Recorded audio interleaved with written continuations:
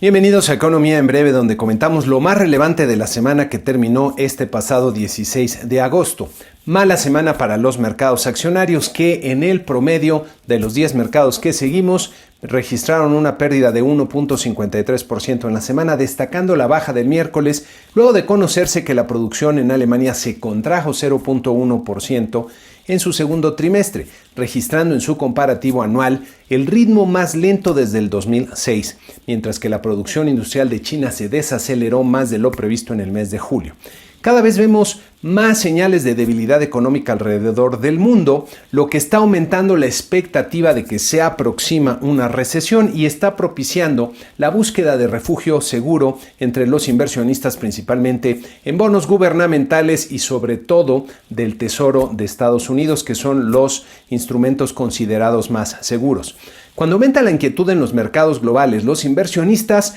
venden los activos considerados más riesgosos en sus portafolios y compran bonos gubernamentales, aceptando en el proceso tasas menores de interés. En esta gráfica pueden ver la notable reducción en las tasas de interés de los bonos de largo plazo del Tesoro de Estados Unidos y de los bonos M mexicanos. Bajo circunstancias normales, las tasas de interés de largo plazo son mayores a las de corto plazo, ya que suele asociarse un mayor riesgo a plazos mayores, a lo que normalmente corresponde un mayor rendimiento. Si graficamos los rendimientos que pagan los diferentes plazos de un instrumento, como los bonos del Tesoro de Estados Unidos, obtenemos la curva de rendimientos que pueden ver en esta lámina para diferentes momentos en los últimos meses. El 20 de septiembre pasado, en la línea negra, las tasas de mayor plazo eran mayores a las de corto plazo, lo que se refiere como una pendiente positiva y es la situación normal que debe de haber la mayor parte del tiempo en los mercados.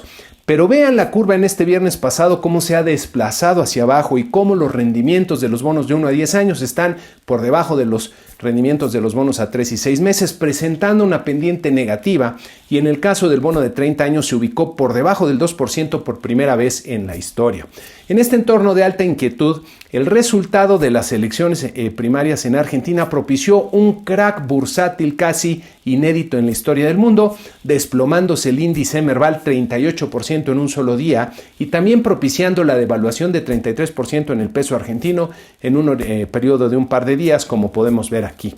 Me parece que esto que pasó en Argentina no debe de verse de forma aislada como algo explicado solamente por factores internos de este país, sino como un síntoma de lo sensibles que están los mercados a las sorpresas negativas.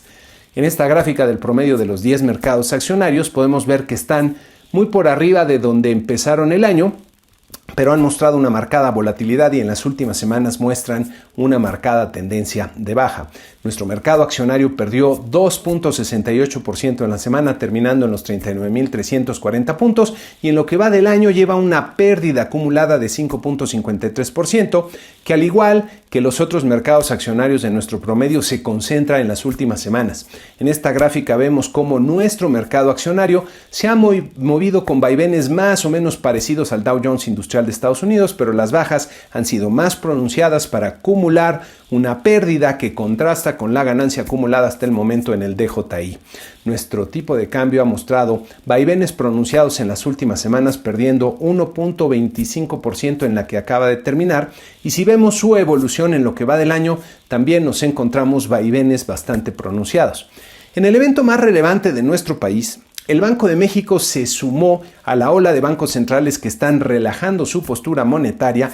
y redujo su tasa de interés de referencia de 8.25 a 8%, lo que ya era descontado por los mercados financieros nacionales. Fundamentan su decisión en 3 argumentos principales: que la inflación general ha disminuido conforme a lo previsto, que la holgura en la economía se ha ampliado más de lo esperado, es decir, que la economía se está debilitando, y en el comportamiento reciente que ya vimos en las curvas de rendimiento internas y externas. La decisión se tomó con un voto dividido, por cierto, donde uno de los miembros de la Junta de Gobierno votó por mantener la tasa sin cambio en esta ocasión. Ya veremos cuando se publiquen las minutas quién fue y cuáles fueron sus argumentos. En el comunicado contrasta el tono que parece firme contra la inflación, con la decisión de bajar la tasa de interés en estos momentos. Sorprende en alguna medida que luego del tono firme y decidido del comunicado de la decisión anterior del mes de junio, decidan bajar la tasa en esta ocasión, ya que algo que están tratando de hacer los bancos centrales en el mundo es telegrafiar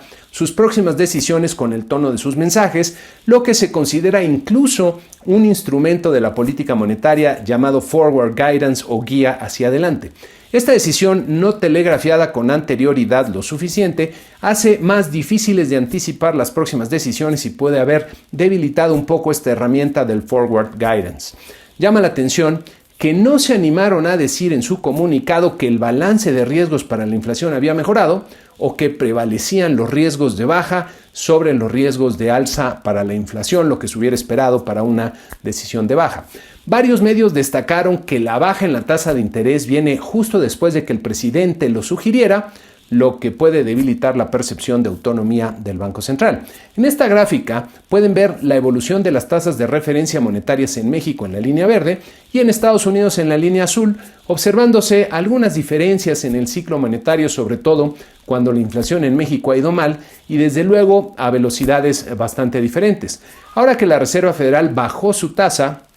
Banco de México no tardó nada en hacer lo mismo y como podemos ver en la gráfica, las bajas cuando comienzan suelen continuar. Banco de México fue bastante cuidadoso en su lenguaje para dejar abierta la puerta para actuar como lo requieran las circunstancias, pero la historia nos enseña que una vez que comienzan a bajar las tasas, continúan haciéndolo y eso es justo lo que esperan los mercados financieros. Habrá que ver si esta decisión, que parece algo precipitada por lo que ya comentamos, le funciona bien a Banco de México, ya que puede ser una apuesta arriesgada que afecte su credibilidad, ya que si la inflación no desciende rápidamente, los agentes económicos internalizarán que el nivel de 4% es, para todo fin práctico, la meta que persigue la política monetaria. Vale la pena recordar esta gráfica que nos muestra la inflación que se ha observado año por año desde que se estableció el objetivo de 3% en el 2005, lográndolo cabalmente solo una ocasión en el 2015 y por factores especiales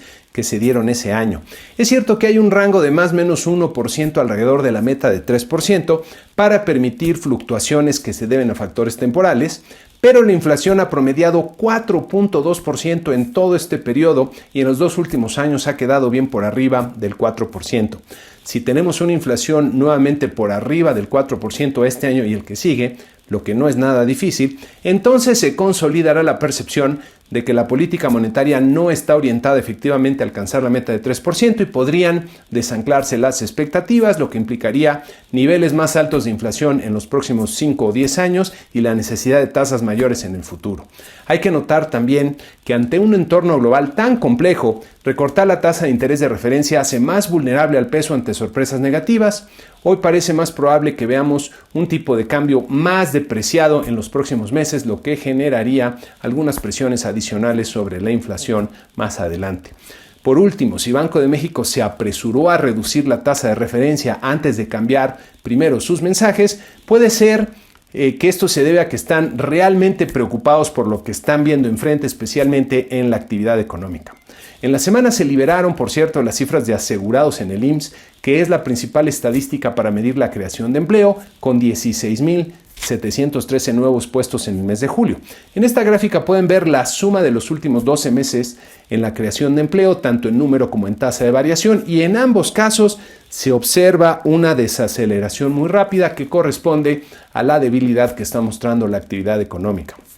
Por cierto, los salarios contractuales siguen logrando tasas bastante elevadas, con un incremento de 5.9% en el mes de julio, y en esta gráfica puede verse cómo los incrementos salariales aumentan gradualmente del 2007 al 2009, luego fueron descendiendo gradualmente del 2010 al 2016 para repuntar de forma bastante significativa a partir del 2017, cuando por cierto comenzaron a darse incrementos mucho más significativos en los salarios mínimos. Si los salarios se incrementan por arriba de la productividad, esto termina produciendo menos empleo o más inflación. En esta gráfica podemos ver los incrementos en los salarios contractuales de los últimos años, aparejados a los cambios en la productividad de la industria manufacturera que calcula el INEGI, y llama la atención que los salarios van acelerando cuando la productividad de hecho se está reduciendo. Esta puede ser una de las razones detrás de la resistencia a bajar en la inflación subyacente,